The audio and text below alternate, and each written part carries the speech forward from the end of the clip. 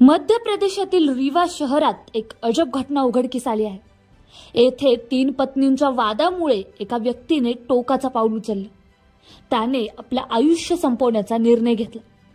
ज्ञानेंद्र पांडेय असं या व्यक्तीचं नाव। ज्ञानेंद्र यांनी 3 विवाह केले होते। पहिली पत्नी सुशीला, दुसरी पत्नी सुनीता तर तिसरी पत्नी सुमन।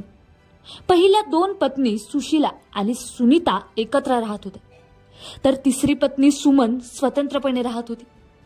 ज्ञानेंद्रने तिन्ही पत्नींना एकत्र आणण्याचा प्रयत्न केला, पण सुमनने सवतींसोबत राहण्यास नकार दिला। यामुळे वाद उफाळून आलं आणि प्रकरण थेट पोलीस स्टेशनला पोहोचले। सुमनने पती माझ्याकडे दुर्लक्ष करत आहे असा आरोप केला होता। त्यामुळे पोलिसांनी सर्व पक्षांना समजावून तोडगा काढण्याचा प्रयत्न केला। मात्र पोलीस स्टेशनच्या बाहेर सुमन आणि ज्ञानेंद्रमध्ये झालेल्या चर्चेत वाद काही सुटला नाही। सुमन वारंवार सवतीसोबत राहण्यास नकार देत असल्याने हताश झालेल्या ज्ञानेंद्रने पोलीस स्टेशन समोरच विष प्राशन केले। हा प्रकार पाहून सुमनसह उपस्थितांचे होश उडाले।